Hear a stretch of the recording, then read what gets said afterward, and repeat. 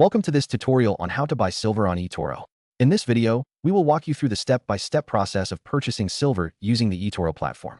Whether you are new to investing or looking to diversify your portfolio, silver can be a great asset to consider. First, if you do not have an eToro account, you will need to create one.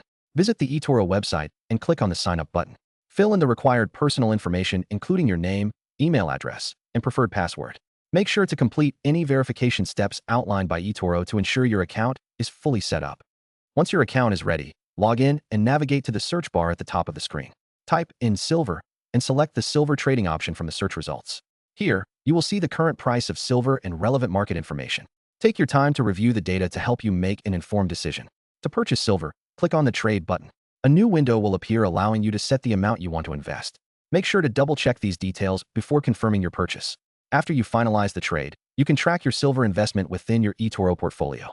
Remember to stay updated on market trends to optimize your investment strategy.